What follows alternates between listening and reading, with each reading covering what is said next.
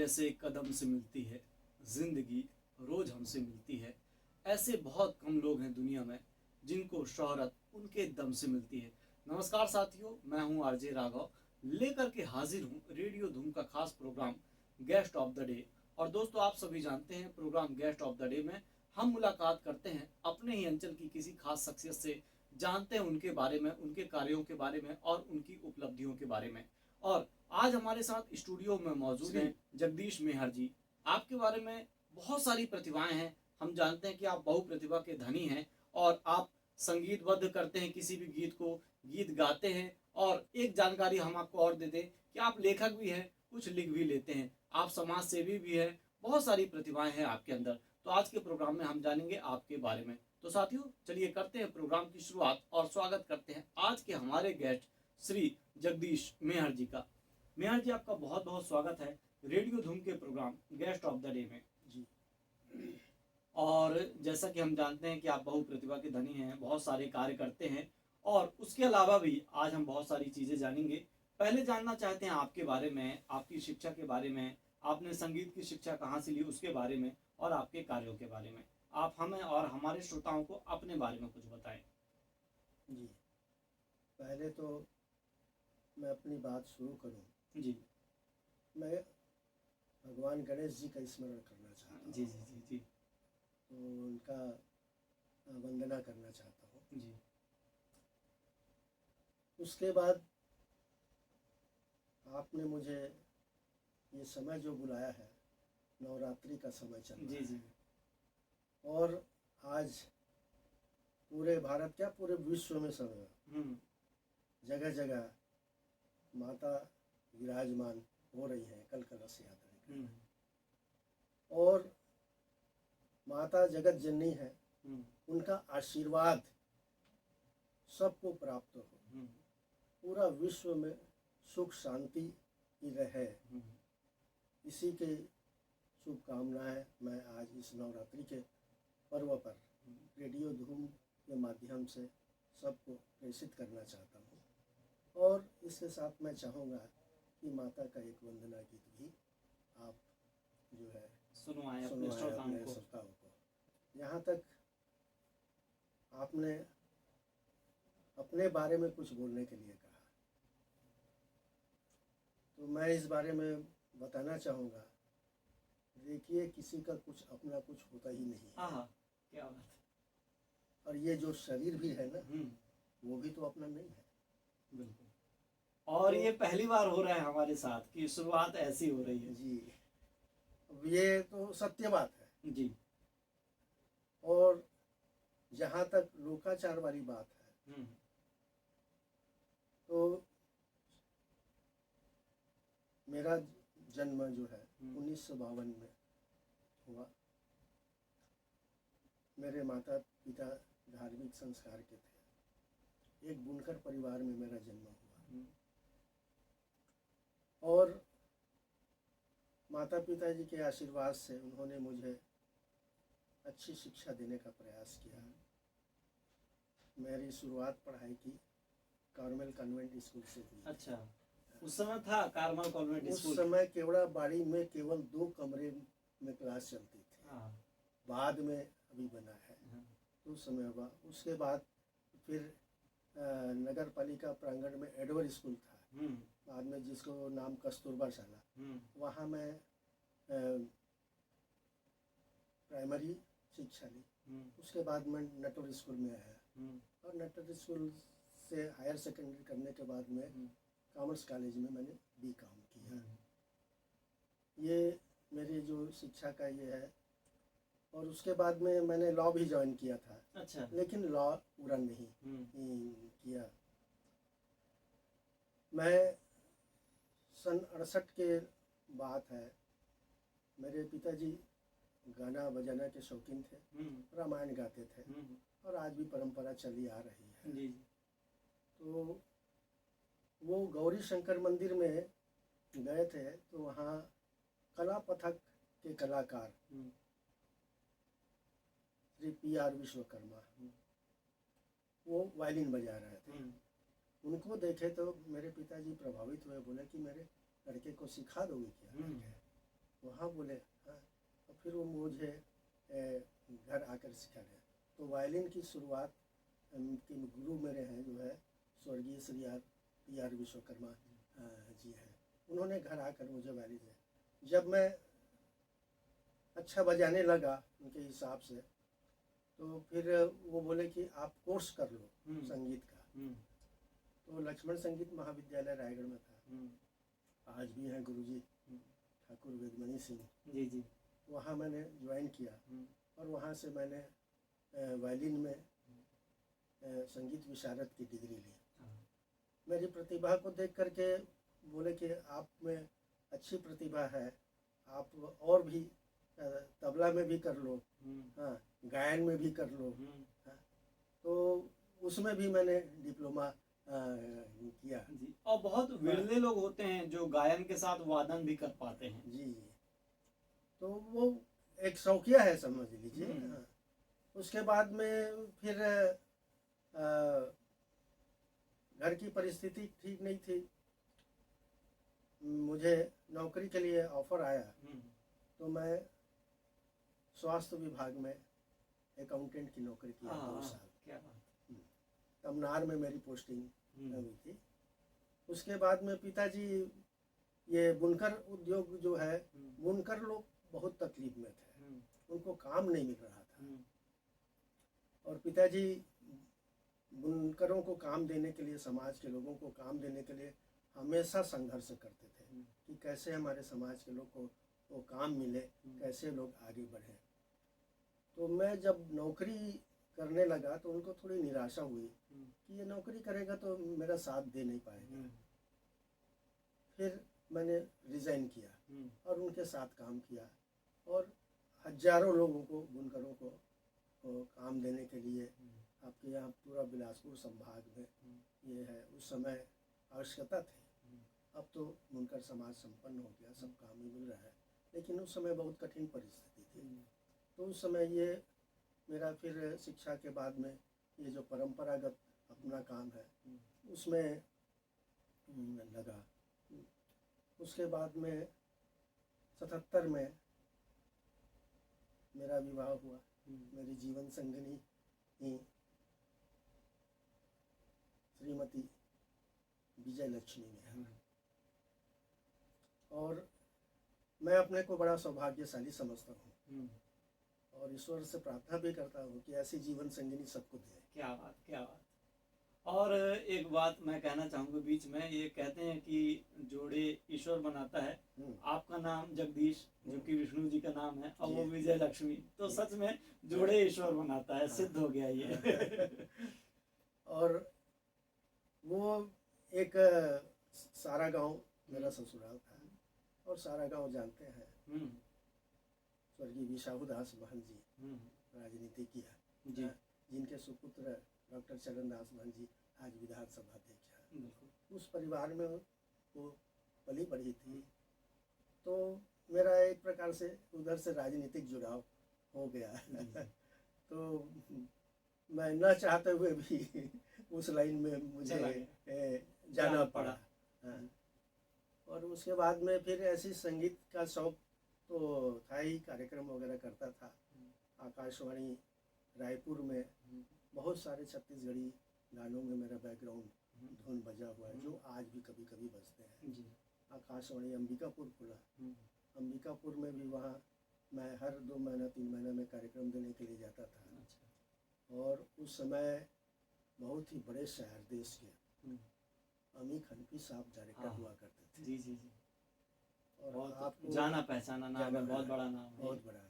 और वो मुझे बहुत चाहते थे। अच्छा। मुझे लोग कहते कि भाई ये आदिवासी अंचल है, भाई हमारे समझ में नहीं आता, आप समझदार आदमी हो, आप यहाँ रुको, इन लोग को स्वर वो ताल वगैरह ये करवाओ ताकि हम इनका जो ठीक ढंग से रिकॉर्डिंग वगैरह कर सकें करके।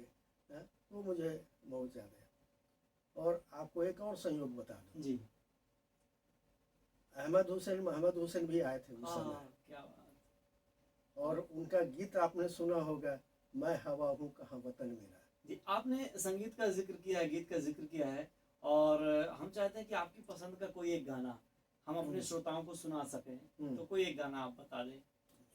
आपने इतना सम्मान के साथ मुझे बुलाया, जी। मुझे आपके स्टूडियो में प्यार दिया, हाँ, और मेरे को इस काबिल आपने समझा, तो मैं इस अवसर पर चाहूँगा वो गाना बजाए कि आपकी नज़रों ने समझा प्यार के काबिल मुझे, जिंदगी अब तो ठहर जा, मिल गई मंजिल मुझे। क्या बात है, ये आपका बड़प्पन है। और जैसा कि आप जानते हैं, आज हमारे साथ स्टूडियो में मौजूद हैं श्री जगदीश मेहर जी। आप संगीतज्ञ हैं, गीत गाते हैं, गीत लिखते हैं, उसे कंपोज करते हैं और समाज सेवी हैं। आज हम जान रहे हैं आपके बारे में, समाज सेवा के बारे में और संगीत के बारे में। बहरहाल आप प्रोग्राम में आगे बढ़ते हैं। और मेहर जी, जैसा हम जानते हैं, समयबद्धता जीवन में बहुत ही अमूल्य है और बहुत लोग इसका ध्यान नहीं दे पाते हैं। और जब भी आपका जिक्र होता है, अनुशासन जरूर याद आता है। तो अनुशासन कितना महत्वपूर्ण है जीवन में, आप उसको कैसे निभाते हैं और अभी तक निभाते आ रहे हैं, इसके बारे में कुछ बताना चाहें तो। देखिए, जीवन में अनुशासन बहुत महत्वपूर्ण है और आप हर क्षेत्र में आप अनुशासन से रहेंगे तो आपको कोई परेशानी नहीं होगी।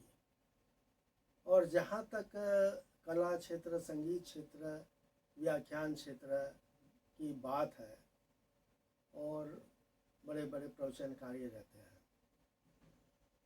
तो हम अक्सर देखते हैं कि वो विद्वान तो रहते हैं और वो जब बोलते हैं तो उनको लगता है कि हमारी सब बातों को बहुत ध्यान से और गौर से सुना जा रहा है, लेकिन हकीकत में ऐसी बात नहीं रहती है।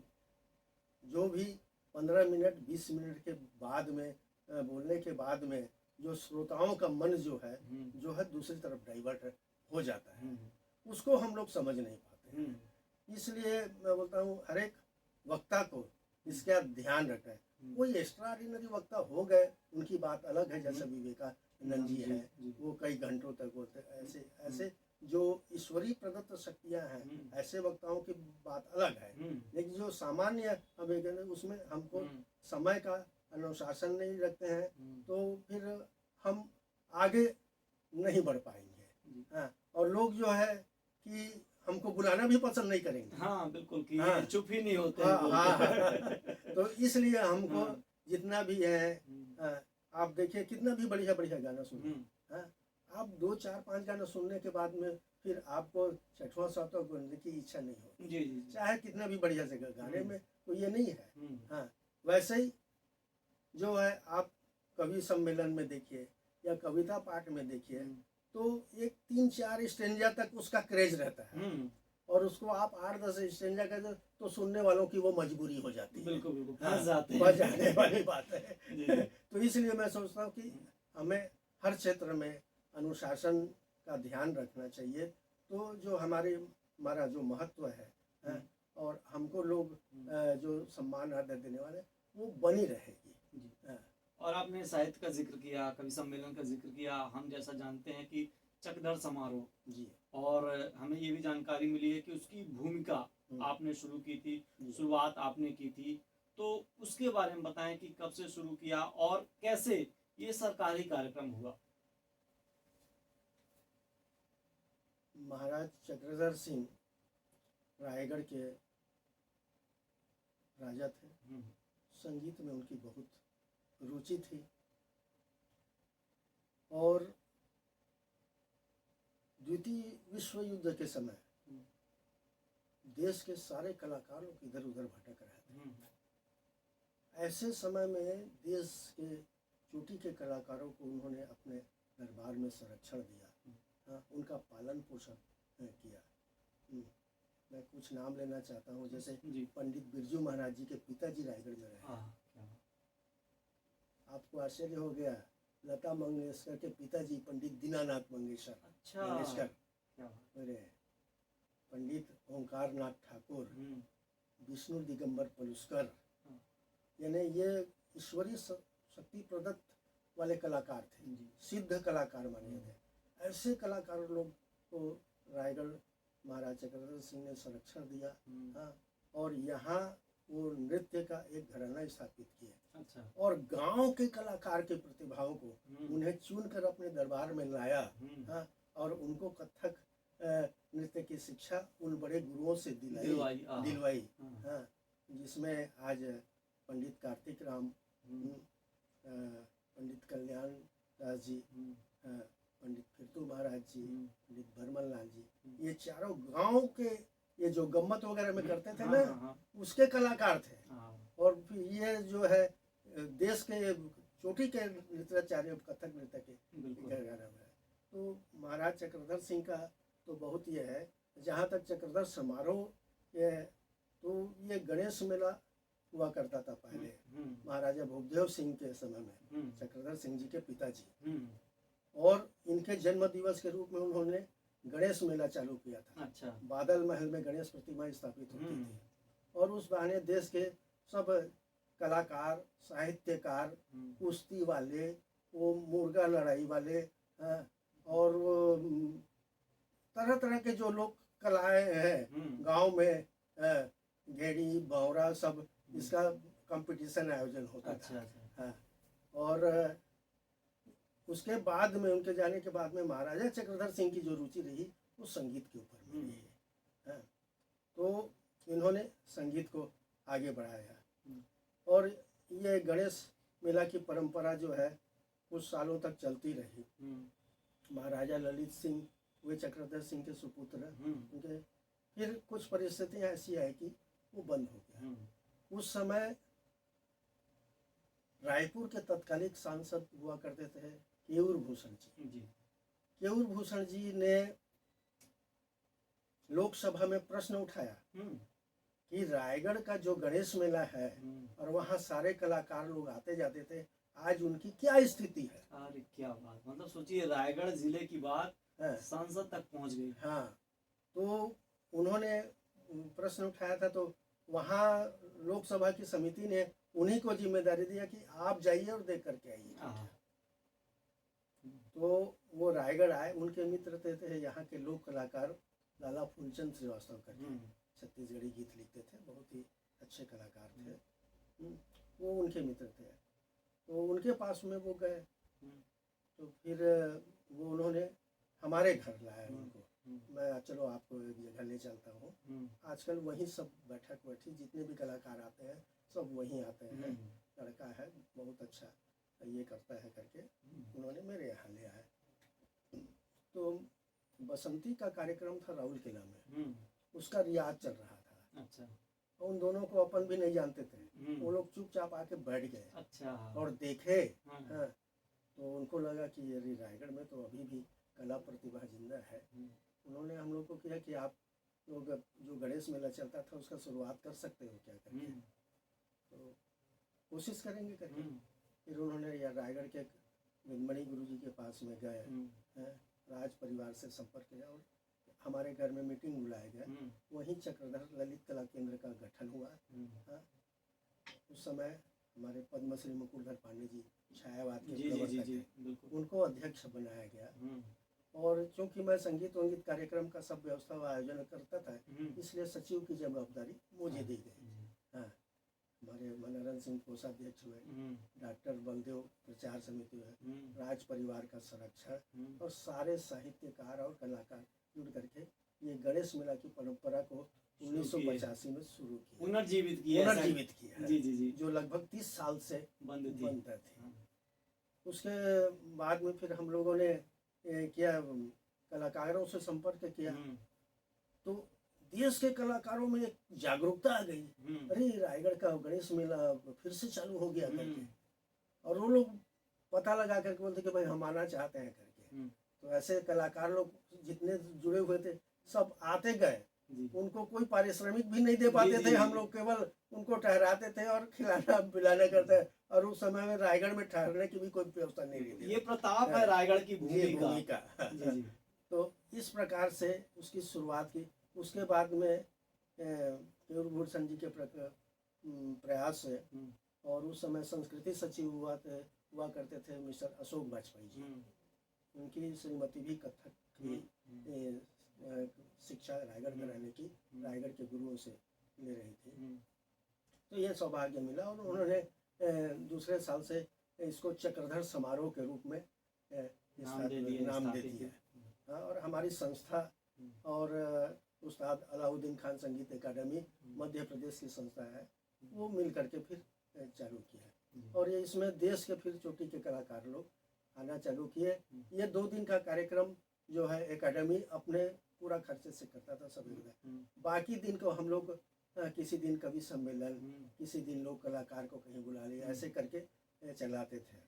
उसके बाद में जब छत्तीसगढ़ राज्य बना उस समय फिर हम लोग भी इतना साल से करते करते थक गए थे। आर्थिक संसाधन कहाँ से जुटाते, कितने साल तक जुटाते। तो मैंने शासन को प्रस्ताव दिया कि इसको समारोह को शासन अंडरटेक कर ले, 10 दिन का कार्यक्रम करके। उस समय हम लोग को ऑफर दिया कि नहीं, शासन आपको सहयोग करेगी, आप लोग बोलो कि हम लोग अब नहीं कर पाएंगे। और ये परंपरा जो पुनर्जीवित हुई है, ये फिर से बंद न हुए, इसलिए शासन इसको अपने हाथ में ले ले। तो छत्तीसगढ़ शासन ने इसको स्वीकार कर लिया और चक्रधर समारोह का 10 दिन का आयोजन करने का राज्य स्तरीय ये निर्णय हुआ। और इसमें भी सब इस प्रकार से जो है हम लोग जो यहाँ के, मेरा कोई योगदान वाली बात नहीं है, यहाँ के सारे लोग कलाकार, साहित्यकार, संगीतकार, बुद्धिजीवी वर्ग जितना है, सब मिलजुल करके इसको एक खड़ा किए। और आज ये सौभाग्य की बात है, आज देश और विदेश में इसका नाम है। और बड़े बड़े उस्ताद बिस्मिल्लाह खान, भारत रत्न सन की हस्ती जो है इस मंच में शिरकत की है, ये रायगढ़ का बहुत बड़ा सौभाग्य है। और आपने कहा कि हम सब मिलके किए, तो बहुत कम लोग होते हैं, कुछ लोग ऐसा बोलते हैं कि जो मैं कहता हूँ वो करो, आप उनमें से हैं, आइए हम मिलकर करते हैं। ये बहुत बढ़िया कला है। और जैसा कि हम जानते हैं कि 18 साल तक लगभग आपने इसे संचालित किया, उसके बाद सरकार को सौंपा, कह सकते हैं पाल पोस के बड़ा करके उसके बाद फिर दिए। नहीं, ठीक है, हम चाहते हैं कि भाई अब ये निरंतर चल रहा है। अगर कोई संस्था का एक टाइमिंग रहता है, जी। हाँ, संस्था कोई भी इसको बहुत लंबे समय तक नहीं ये करते। शासन में ये हो जाने से तो जब तक शासन चलता रहेगा। और इस संदर्भ में आपने महाराज चक्रधर सिंह की बात की, तो मैं वो गाना सुनना चाहूँगा, नाचे मन मोरा मगन तिगधा धीगी धीगी, मन्नाडे साहब का। और मैं ये बोलने वाला था कि ये गाना हम सुनना चाहते हैं, और आपने हमारे दिल की बात जान ली। और हम ये भी जानते हैं कि आप एक समाज सेवी हैं, और ये भी जानते हैं कि कोई भी किसी भी समस्या को लेकर आपके पास पहुंचा है तो आपने उसे निराश नहीं किया है। इन किन प्रकार जो भी उचित समाधान है आप उसको वो बताते हैं। तो समाज सेवा के गुण आपके अंदर कहाँ से आए, कैसे लोगों को आप समझाते हैं, उनकी समस्या का निदान करते हैं, और कौन कौन सी चुनौतियां आती हैं आपके सामने?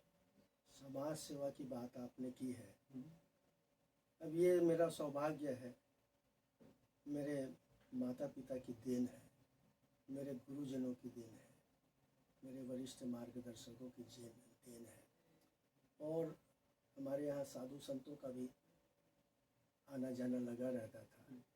तो उससे एक प्रेरणा मिलती थी कि हम किसी के लिए करें, हमसे जो हो सकता है, और इंसान को हमेशा ये करना चाहिए। जी। देखिए, परोपकाराय वहंती नदी है, परोपकारार्थ फलंती वृक्ष है, परोपकारार्थ दुहंती गाय, परोपकारार्थ मिदम शरीरम। क्या बात, क्या बात। तो ये शरीर जो है, अगर किसी को उपकार नहीं कर पाया, किसी का काम नहीं आया, तो इस शरीर का कोई औचित्य नहीं है। और हमेशा अपने को हम किसी दूसरे का कैसे सहायता कर सकते हैं, उसकी कैसे मदद करें, हमेशा ये भावना से काम करना चाहिए। और यही प्रेरणा जो है मेरे माता पिता गुरुजनों के आशीर्वाद से है, और जैसा हो सकता है वैसे करता। वैसे मैं कुछ खास कोई समाज सेवी नहीं हूँ, ना उधर मेरा कोई ऐसा ये रहता है।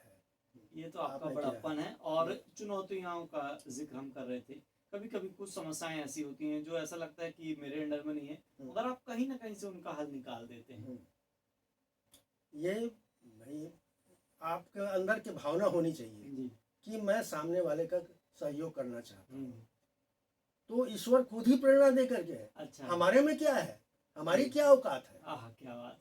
लेकिन हमारा अगर समर्पण उस ईश्वर के प्रति है, और हमारी भावना अगर उसके सहयोग करने के रहते हैं, तो रास्ता वो निकालता है। जी। और इसका जिक्र जैसे आपने किया अपने बाबूजी का कि आप नौकरी कर रहे थे और उनको रोजगार देना था बुनकरों को, तो मुझे लगता है वहीं से भी कहीं ना कहीं कुछ सीख मिली होगी। हाँ। कि आपने एक अपनी नौकरी छोड़ दी, आप चाहते तो अपने लिए जी सकते थे, अपने परिवार के लिए जी सकते थे, मगर बहुत बढ़िया उनका उद्देश्य था कि हम लोगों को नौकरी दें।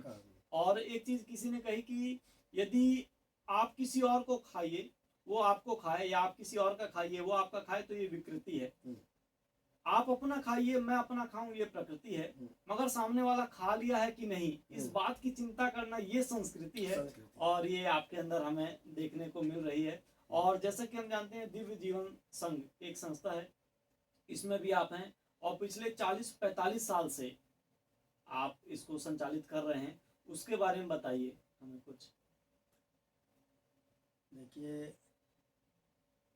दिव्य जीवन संघ, द डिवाइन लाइफ सोसाइटी, इसकी स्थापना 1936 में परम पूज्य गुरुदेव स्वामी शिवानंद जी की। शिवानंद जी एक बहुत बड़े सिद्ध पुरुष है, पूरी दुनिया उनके बारे में जानती है। और यहाँ उनके शिष्य हुआ करते थे डॉक्टर गोविंद प्रसाद शर्मा। उनके यहाँ सत्संग डिवाइन लाइफ, क्योंकि वो वहाँ से दीक्षा लिए थे। ये सन 55-60 के लगभग की बात है। उस समय हम लोग ये थे, हमारे पिताजी का आना जाना रहता था वहाँ में। जब उनकी अस्वस्थता हुई तो फिर वो सत्संग को हमारे पिताजी को सौंपे। तो फिर उस समय से हमारे घर में आज 40 वर्ष से भी अधिक हो गए, निरंतर हर सोमवार को सत्संग होता है। और गोविंद प्रसाद शर्मा जी डॉक्टर थे और हमारे फैमिली डॉक्टर भी हुआ करते थे, और संगीत के भी वो बहुत विद्वान थे। और एक घटना मैं आपको बता रहा हूँ।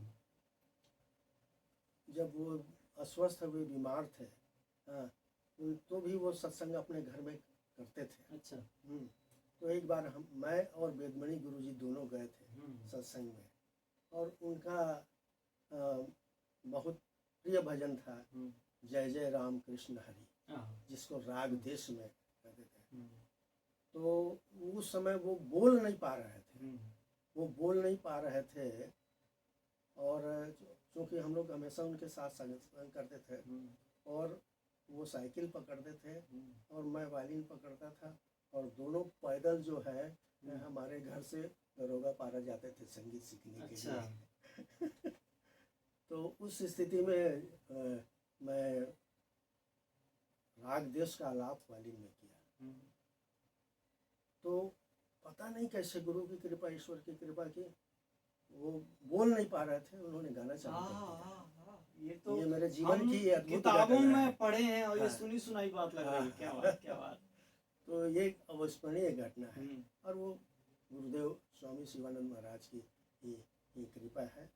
और ये आध्यात्मिक संस्था जो है पूरे देश में सनातन धर्म का प्रचार का कार्य कर रहे हैं, योग का। इनके 2 पट शिष्य हुए, एक स्वामी सत्यानंद सरस्वती जी, जो योग के बहुत बड़े ये ज्ञाता, और उनकी कर्मभूमि रायगढ़ रही। यहाँ शिवानंद महाराज के नाम से योग विद्यालय भी उन्होंने खोला था, अभी वहाँ कोई दूसरा स्कूल खुल गया है। तो और स्वामी चिदानंद जी, वो अध्यात्म है।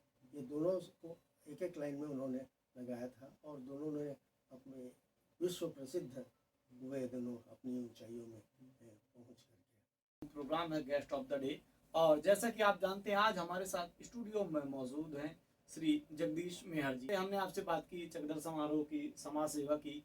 अब हम आते हैं संगीत में। आपने संगीत की शिक्षा ली, तो संगीत के बारे में हमें और हमारे श्रोताओं को बताएं, कितने सुर होते हैं, कितने ताल होते हैं, और भी कुछ जो आप बताना चाहें। संगीत तो अनंत है, और ये नाद ब्रह्म से इसकी उत्पत्ति हुई है। और जिस प्रकार से ज्ञान अथाह है, प्रभु की कथा है, उसी प्रकार संगीत भी है। लेकिन जो हम लोग सीखते हैं और संगीत को जानने का प्रयास करते हैं। संगीत में 7 सुर होते हैं।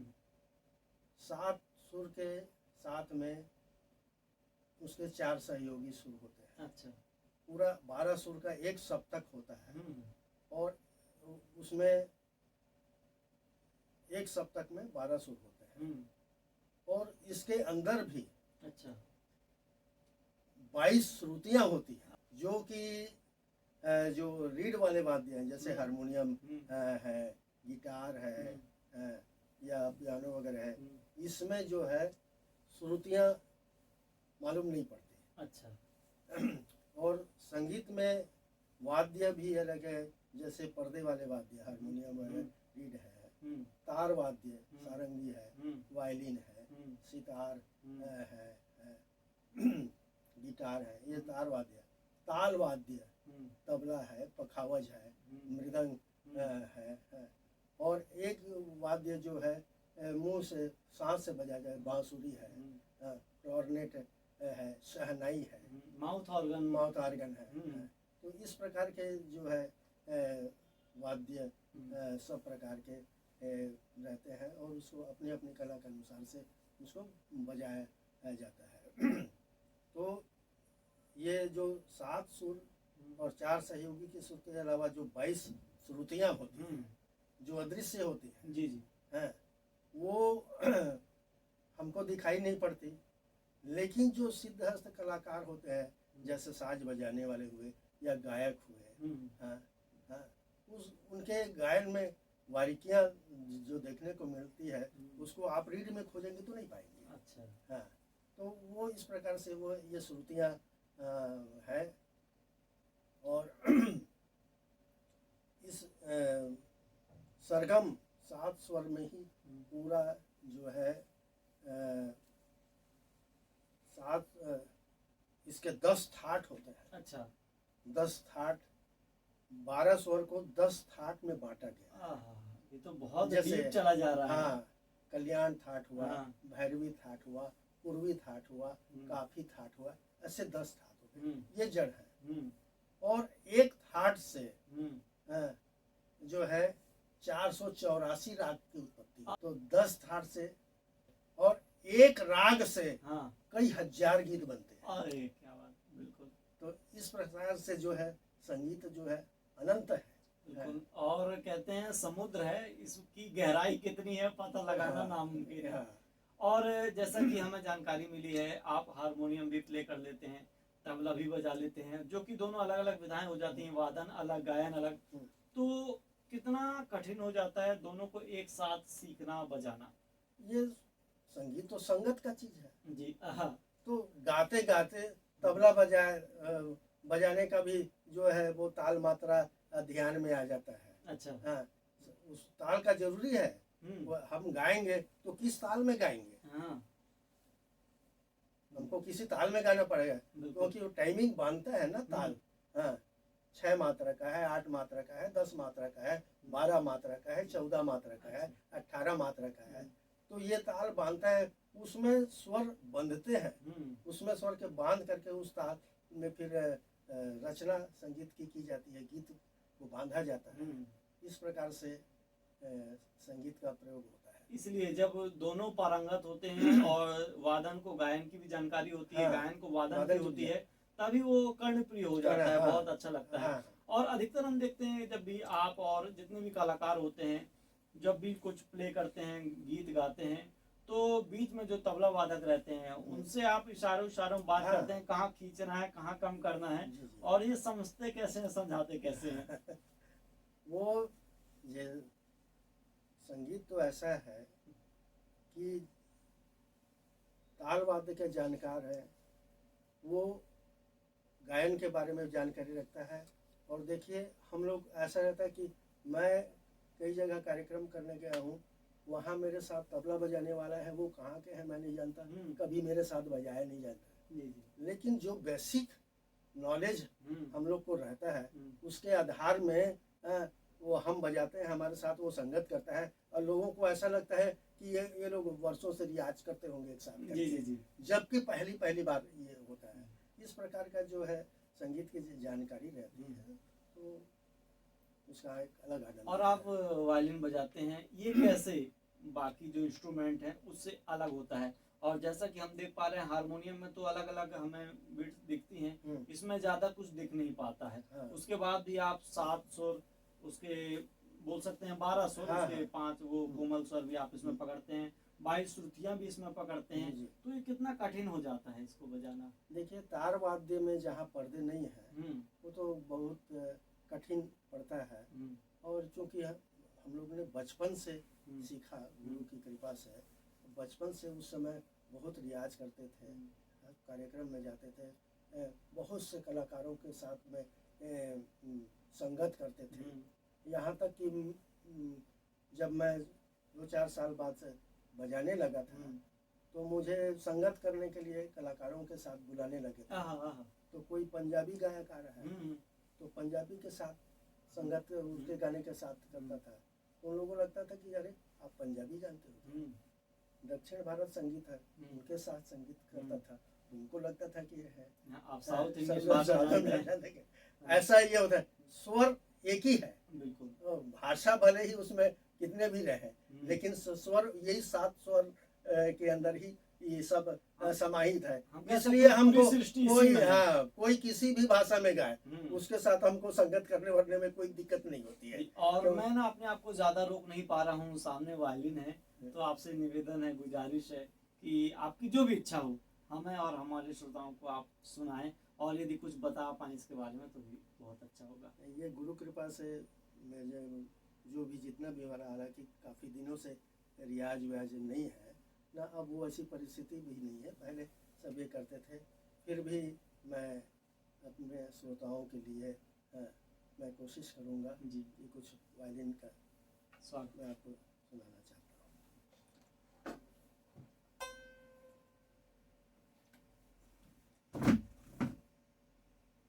अपने श्रोताओं को सबसे पहले वो प्रसिद्ध गीत, जब वो फिल्म शोर का एक प्यार का नगमा है ये हुआ मौजों की रवानी है, जब वो गीत आया और उसमें वायलिन की म्यूजिक की बहुत बड़ी भूमिका है तो उसको मैं बजाना चालू किया तो मेरे वायलिन में सुनने के लिए लोग इंतजार करते थे कार्यक्रम में। और हमें भी इंतजार है आज।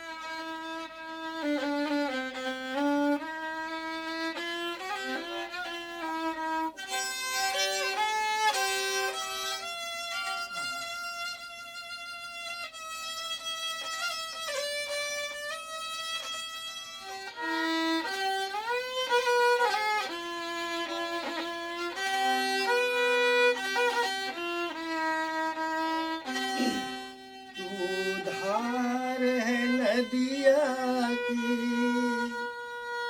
मैं तेरा किनारा हूँ, तू मेरा सहारा है, मैं तेरा सहारा हूँ। तू धार है नदिया की मैं तेरा किनारा हूँ, तू मेरा सहारा है, मैं तेरा सहारा हूँ। आँखों में समंदर है, आशाओं का पानी है,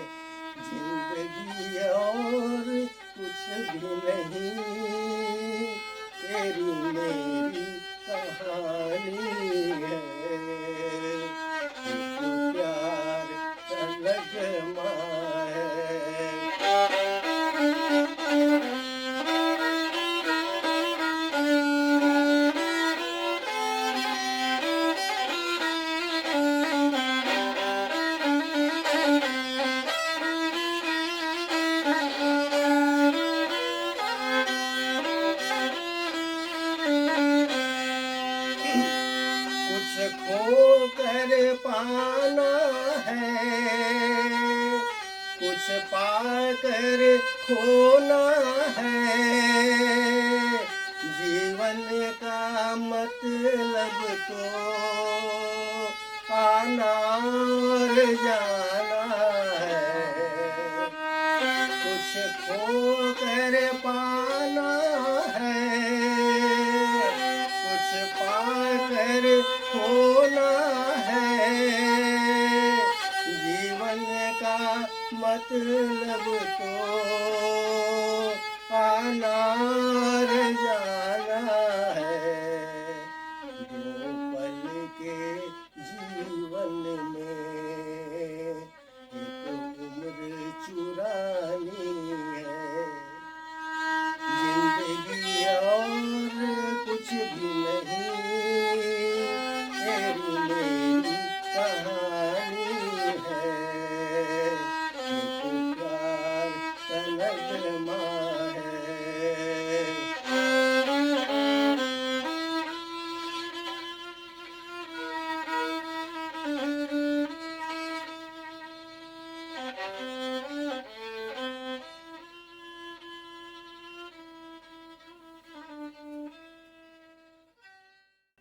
क्या बात, क्या बात, क्या बात। वो दिखने में जितना सरल लग रहा है बहुत कठिन। छोटा सा यंत्र है ये, मगर इसी में पूरा समुद्र समाहित है, हम ऐसा कह सकते हैं। बहुत बढ़िया तरीके से आपने इसे प्ले किया और मैं कह सकता हूँ हम डूब गए।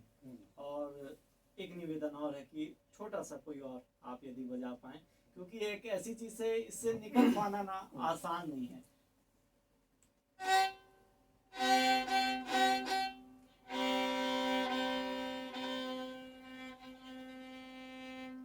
बहुत पुराना गीत है, अब इस दुनिया में थोड़ा संभल के चलना पड़ता है। जी जी। बाबूजी धीरे चलना, आहा आहा, क्या बात। राग किरवानी का है।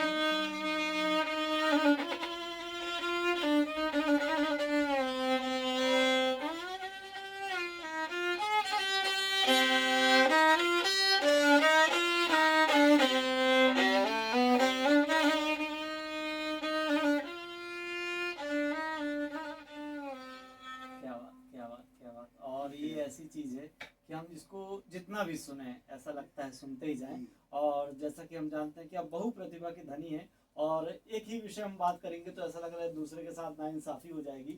और हमें ये भी जानकारी मिली कि आप लिख भी लेते हैं, लेखक के गुण आपके अंदर हैं, आप कवि भी हैं। हालांकि अधिकतर हम बीच में गाने सुनते हैं, मगर इसके बाद और कोई गाना सुनना अच्छा नहीं लगेगा। कविता के बारे में बताएं, लेखनी के बारे में बताएं, आप कैसे लिख पाते हैं और कहाँ से आपको प्रेरणा मिलती है? देखिए, मैं कोई कवि नहीं हूँ ना, कोई लेखक नहीं हूँ। मेरे गुरुदेव ठाकुर वेदमणि सिंह संगीत के गुरु हैं और वो संगीत और साहित्य दोनों पर उनका दखल है। उनके संगत में रह करके जो है कभी कभी भावनावश दो चार लाइन लिखी है। तो जो मैं लिखा दिया के बारे में। जी। दिया एक ब्रह्म का स्वरूप है। आप उसको हर जगह इस्तेमाल करते हैं। वो भी गणेश जी की पूजा करे तो दीपक जला दिए, हाँ, कोई भी भगवान की पूजा करने दिए तो ये है, सरस्वती माता की पूजा करने के लिए दुर्गा माता दीपक जला देते हैं। और ये शरीर भी एक दीपक की भांति ही है। क्या जोड़ा है आपने, क्या जोड़ा है। तो मेरे मन में भावना जो जागृत हुई, चार पंक्ति में सुनता। मोर माटी के दिया तेहर झिन बुता बेगा, मोर माटी के दिया तेहर झिन बुता बेगा। कतको गर्रा धूका करे, कतको गर्रा धूका करे, झिन डरा बेगा। मोर माटी के दिया तेहर झिन बुता बेगा, मोर माटी के दिया तेहर झिन बुता बेगा। अब इसको हम लोग दिया को हर जगह उपयोग करते हैं और देहरी में रखते हैं, द्वार पे। तुलसीदास जी ने कहा है ना, राम नाम मणिदीप धरू, जी देहरी द्वार, भीतर बाहर जो चाहे उजियार वाला। भीतर को भी प्रकाश देता है और बाहर को भी। देहरी में राखों की चौरा में मढ़ाओ, देहरी में राखों की चौरा में मढ़ाओ। देवता ल पूजों की अर्थी में सजाओ, देवता ल पूजों की अर्थी में सजाओ। सबो नाम रूप तोर, सबो नाम रूप तोर दरस पाथेगा। मोर माटी के दिया तेहर झिन बुता बेगा, मोर माटी के दिया तेहर झिन बुता बेगा। क्या बात, क्या बात, बहुत बढ़िया ये रचना और छत्तीसगढ़ी में है। और हम आपसे एक निवेदन और करेंगे कि हिंदी में यदि आप कुछ हमें और हमारे श्रोताओं को सुनाना चाहें, आपकी ही लेखनी। हिंदी का मुझे लिखा हूँ लेकिन स्मरण नहीं आ रहा है। एक छत्तीसगढ़ी ही मैं सुनाने जा रहा हूँ, तो उसको हिंदी समझ लीजिएगा। जो है हमको जो अहंकार हो जाता है इसके, हाँ। जी। और सब कोई बोलते हैं कि जाओ तेरे को कुत्ता नहीं पूछेगा कुछ बात में। तो उसके ऊपर में मेरी भावना वही चार रहेगा। कुकुर नहीं पूछेगा तोला, कुकुर नहीं पूछेगा, तय झिन कर बे गुमान, तोला कुकुर नहीं पूछेगा, तय झिन कर बे गुमान, तोला कुकुर नहीं पूछेगा। बादर माटी पवन पानी और आगी के तय पुत्री, बादर पानी पवन माटी और आगी के तय पुत्री। 10 घोड़ा के रथ में बैठ के चले माया के नगरी, 10 घोड़ा के रथ में बैठ के चले माया के नगरी। तोर मोर के चक्कर में, तोर मोर के चक्कर में, तोला कछु नहीं सूझेगा, तोला कुकुर नहीं पूछेगा, ते झिन कर बे गुमान, तोला कुकुर नहीं पूछेगा, ते झिन कर बे गुमान, तोला कुकुर नहीं पूछेगा। क्या बात, क्या बात। और बहुत बढ़िया तरीके से बताया कि सच में अहंकार हो जाता है। और आपने पांचों का जिक्र किया, पृथ्वी जल पावक गगन, ये 5 तत्वों से शरीर बना है और 10 इंद्रियां घोड़ी हैं जो हमको जो है माया के चक्कर में फंसा देती है। क्या बात, क्या बात। इसमें तो कहीं ना कहीं एक अच्छी सीख है। और बात करते करते हम प्रोग्राम के अंत तक आ चुके हैं। समय कैसे गुजरा पता ही नहीं चला। मैं जानना चाहता हूँ आपके सफेद वस्त्रों का राज। बहुत कम ही होगा और मुझे लगता शायद नहीं होगा कि हम आपको कलरफुल कपड़े में तो कभी देखे नहीं, सफेद देखे हैं। ज्यादा आप जो पोशाक पहनते हैं, तो क्या राज है इसका? नहीं, ये एक प्रकार से मन का विचार और समय का। बचपन में हमारी भावना है, हमारा शौक, हमारी इच्छा है। युवापन में हमारी भावनाएं हमारे, तो ये सब रंग बिरंगे चकाचौंध जो भौतिक सुविधा के ऊपर ध्यान आकर्षित करते हैं।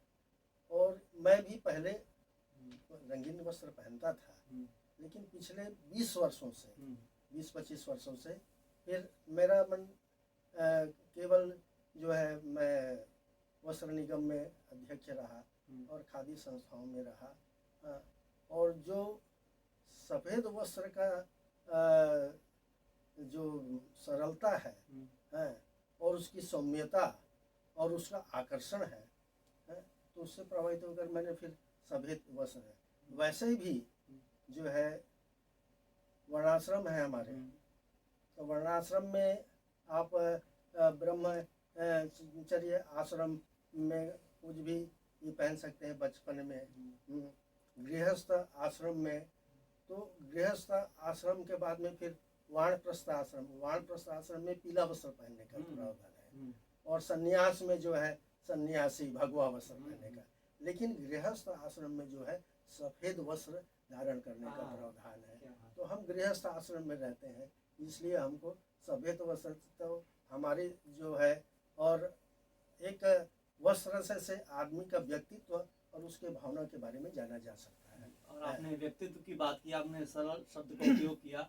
कहते हैं सरल होना बहुत कठिन है, और जैसा कि हम जानते हैं आप बहुत सरल हैं, सुगम हैं, तो कितना कठिन है, आप कैसे सरल रह पाते हैं? नहीं, कोई इसमें कठिन वाली बात नहीं है भाई। इसमें अच्छा। सरल आदमी अपना, देखिए जीवन में कई प्रकार की ये समस्याएं सब ये आती रहती जाती हैं। ये संसार है, माया का संसार है, और इसमें हमको ज़्यादा आकर्षण या उसके भौतिक सुख सुविधाओं के चक्कर में ज़्यादा हमको वो पढ़ना नहीं चाहते। आप जितना उसमें डीप घुसोगे उतना तकलीफ पाओगे, और उससे जितना बच के रहोगे उतना सफल। यही हमेशा तो हमेशा कोशिश करना चाहिए।